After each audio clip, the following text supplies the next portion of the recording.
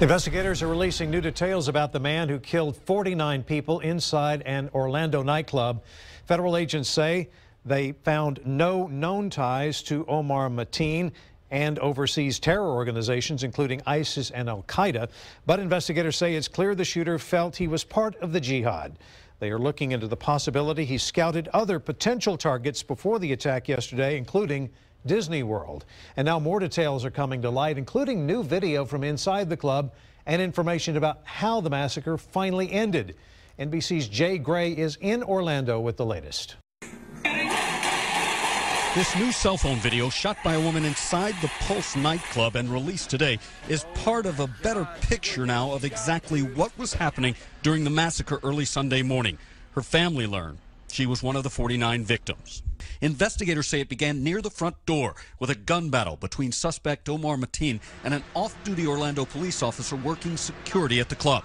Additional officers responded. Those additional officers made entry while the suspect was shooting, engaged in another gun battle with the suspect, forced him to stop shooting and retreat to the bathroom. That was the start of a 3-hour standoff and the dialogue between Mateen and police. There were 3 total calls.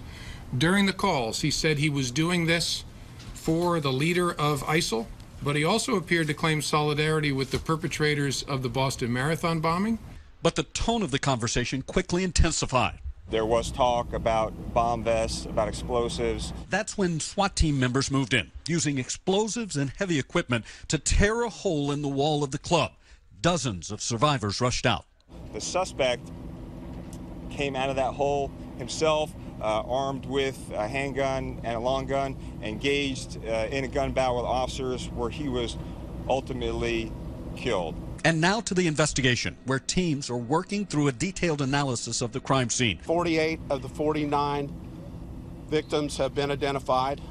The difficult task of notifying family members of those victims continues, with dozens still waiting for any news.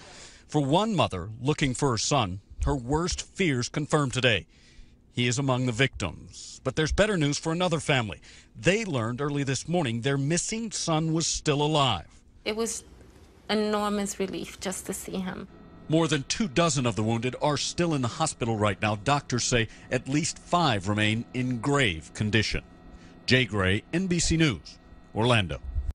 We're learning more details about the victims and people inside the club who survived. We'll bring you their stories later in this newscast.